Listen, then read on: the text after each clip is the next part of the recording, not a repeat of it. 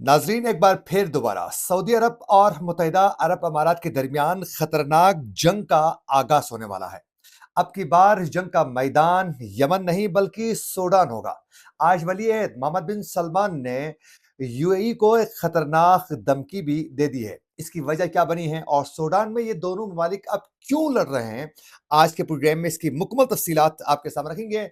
आज तारीख है 21 फरवरी 2026 और मैं हूं आपका मेजबान आकिल हुसैन बाकरी। हमारे चैनल को जरूर सब्सक्राइब करें और बेल आइकन क्लिक करके कमेंट सेक्शन में नाजरीन अपनी राय का इजहार लाजमी करें, क्योंकि आप लोगों की जो फीडबैक है वो हमारे लिए बहुत ज्यादा अहम है। नाजरीन, सबसे पहले आप लोगों को बताते चले कि यमन के अंदर सऊदी अरब और यूएई की खतरनाक लड़ाई के बाद सऊदी इत्तेहादी जो फोर्सेस थे उनकी जानिब से और सऊदी अरब की जानिब से खतरनाक धमकियों के बाद यूएई ने अपने फौजियों को यमन से निकालने में ही बेहतरी समझी और अपनी शिकस्त भी तस्लीम की थी। अब सूडान की सरजमीन पर जो है एक बार फिर दोबारा यूएई और सऊदी अरब जो है वो आमना सामना है। नाजरीन, सबसे पहले आज वली अहद मोहम्मद बिन सलमान ने जो धमकी आमेज जो खत लिखा है मुत्तहिदा अरब अमारात को, जरा वो गौर से सुनिए उन्होंने धमकी क्या दी है। नाजरीन, सऊदी वली अहद मोहम्मद बिन सलमान ने मुत्तहिदा अरब अमारात के कौमी सलामती के मुशीर तेहनून बिन जायद अल नेहान को खत लिखा है और उसमें उन्होंने कहा है कि रियास अब मजीद बर्दाश्त नहीं कर सकता है, सूडान की खाना जंगी जारी रहे, जबकि अबू धाबी आरएसएफ की हिमायत कर रहा है। मोहम्मद बिन सलमान के मुताबिक आरएसएफ की जारी हिमायत जंग को तूल दे रही है, जो सूडान में अदम इस्तेकाम को बढ़ा रही है।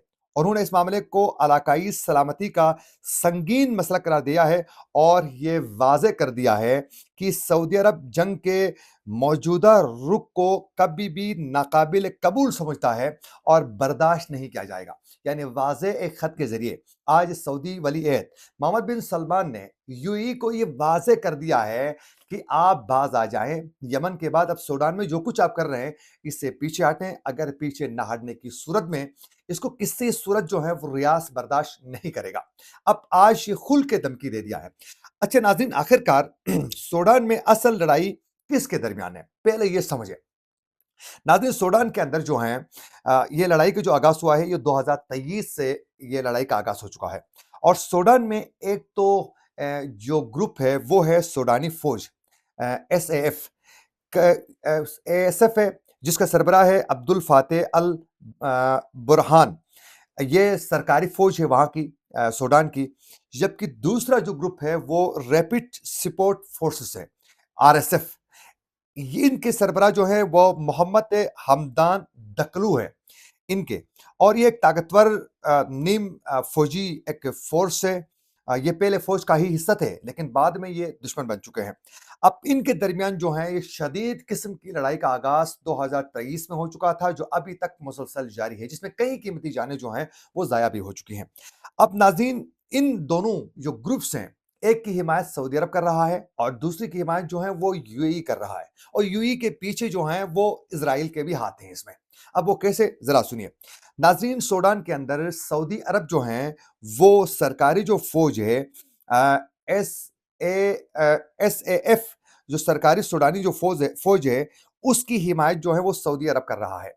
उसकी वजह यह है कि बेरा अहमर यानी रेड सी में हालात को अपने लिए जो है वो मामूल पे रखना चाह रहा है, क्योंकि ये साथ ही सूडान है और बिल्कुल ही समंदर के दूसरी साइड में जो है सऊदी अरब है। तो सिक्योरिटी खदशात तो सऊदी अरब को बहुत ज्यादा है।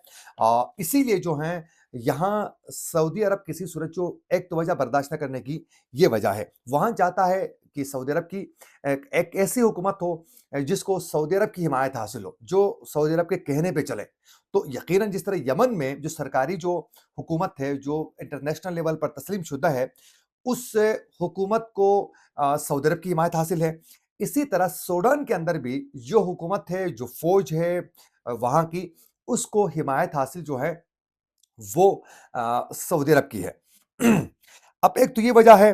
अब साथ साथ यहाँ जो है जहाँ सूडान की फौज एसएएफ की हिमायत सऊदी अरब कर रहा है, तो दूसरी जानिब मुत्तहिदा अरब अमारात जो हैं वो आरएसएफ की हिमायत कर रहा है।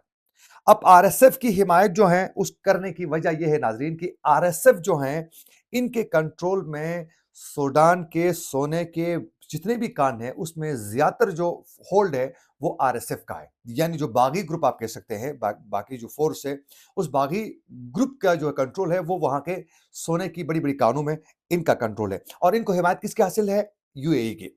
अब नाज़रीन यूएई सूडान के सोने तक जो है वो अपनी रिसाई चाहता है। मुत्तहिदा अरब अमारात सूडान के सोने तक रिसाई चाहता है और साथ-साथ वो अफ्रीका में अपना असर रसूख और फिर रेड सी में अपना कंट्रोल जो है वो हासिल करना चाहता है। अब इसी वजह से इन दोनों के दरमियान जो है सऊदी अरब और यूएई के दरमियान लड़ाई का बहुत ज़्यादा शिद्दत के साथ अब मज़ीद आगाज़ होने के इम्कानात बहुत ज़्यादा हैं। अब नाज़रीन ज़रा थोड़ा मज़ीद हम आगे बढ़ते हैं। इस जंग के पीछे सऊदी अरब और यूएई के दरमियान इस जंग के पीछे 3 बड़े मकासद थे। एक तो सबसे बड़ा मकसद जो मैंने ज़िक्र किया, सोना। सोना इसलिए है नाज़रीन कि सूडान अफ्रीका में मौजूद तीसरा बड़ा गोल्ड को प्रोड्यूस करने वाला प्रोड्यूसर है ये, सूडान। सबसे ज़्यादा सोने की जो कानें हैं अफ्रीका में, वो सूडान में है। तो अब सोने तक रिसाई जो है वो सऊदी अरब चाहता है कि इसकी रिसाई जो है वो मेरी ज़्यादा हो। क्योंकि वहाँ की हुकूमत का साथ मैं दे रहा हूँ, वहाँ की फ़ौज मेरे साथ है, तो लिहाज़ा सोने तक रिसाई मेरी हो। जबकि इसमें यूएई की पूरी कोशिश है कि जिस तरीके से मैंने ज़िक्र किया कि आरएसएफ का कंट्रोल ही, बागी ग्रुप का कंट्रोल ही सोने के कानों पर है, तो उसका सबसे ज़्यादा फ़ायदा जो है वो यूएई को है। इसीलिए यूएई जो है वो आरएसएफ को माली, हथियार के एतबार से और सियासी तौर पर मुकम्मल तौर पर सपोर्ट जो है बड़े दबे अल्फाज में खामोशी के साथ यूएई जो है इनकी सपोर्ट कर रहा है। अब सारा सोना जो है वो इल्लीगल तरीके से यूएई कई बार हासिल भी कर चुका है सूडान से और इसी आरएसएफ के ज़रिए जो अभी भी हासिल कर रहा है और आगे भी हासिल करना चाहता है क्योंकि इनकी कंट्रोल में ही कानें इनके कंट्रोल में है तो इल्लीगल तरीके से ये यूएई तक पहुँचाने में ये ग्रुप कामयाब भी हो जाता है। एक तो ये बड़ी रीज़न है, सोने सोने तक रिसाई क्योंकि सबसे ज़्यादा प्रोड्यूस करने वाला मुल्क अफ्रीका में सूडान। तो एक तो ये लालच है किसी तरीके से वहाँ के वसाइल को कैसे लूटना है, ये सऊदी अरब और यूएई एक-दूसरे के साथ लड़ रहे हैं। और दूसरी बड़ी रीज़न है वो रेड सी में कंट्रोल हासिल करना। अब ये जो रेड सी पे कंट्रोल हासिल करना चाहते हैं नाज़रीन ये बहरा अहमर जिसको रेड सी कहते हैं। अब इसमें दुनिया की अहम तरीन ये समंदरी एक रूट है। ये बिल्कुल सऊदी अरब और फिर इस साइड में यूएई और दरमियान से लंबी रूट है जो जाकर जो है वो इराक तक जो है ये रूट समुद्री जो है ये वहाँ तक जाता है। बड़ा बहुत ही अहम रूट है ये। उस रूट से नाज़रीन तेल, तिजारत बहुत सी यहाँ तिजारत के सरगर्मियाँ होती हैं। अब इसमें जो है यूएई चाहता है कि इस आरएसएफ के ज़रिए जो है वो अपना कंट्रोल यहाँ रखें और असर अंदाज जो है वो ज़्यादातर रेड सी में वो यूएई हो सके। अब सऊदी अरब चाहता है कि नहीं, इस रेड सी में मेरा कंट्रोल ज़्यादा होना चाहिए, यहाँ ये रेड सी मेरे फ़ायदे के लिए ज़्यादा इस्तेमाल होना चाहिए। और तीसरी बड़ी रीज़न सियासी कंट्रोल, यानी सऊदी अरब चाहता है कि मेरा कंट्रोल हो, मेरे हिसाब की मेरी मर्ज़ी की हुकूमत बननी चाहिए सूडान में। यूएई चाहता है कि वो मेरे हिसाब से होनी चाहिए। अब मोहम्मद बिन जाहिद और मोहम्मद बिन सलमान की इस वक़्त शदीद किस्म की लड़ाई जो है, वो मुख्तलिफ ममालिक में वहाँ के वसाइल को लूटने के लिए जो है, इन दोनों की लड़ाई इस वक़्त शिद्दत इख्तियार कर चुकी है।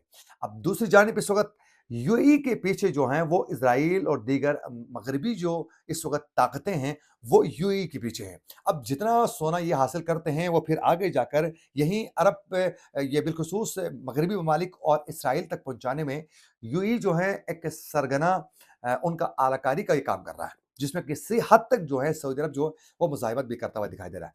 तो आने वाले दिनों में किसी वक़्त भी सूडान के अंदर जो है एक बार फिर दोबारा यमन की तरह एक लड़ाई और सऊदी अरब की जानिब से यमन की तरह एक बमबारी होती हुई नज़र आ रही है। इसी के साथ अपने मेज़बान आकिल हुसैन बाकरी को दीजिए इजाज़त। अल्लाह निगहबान।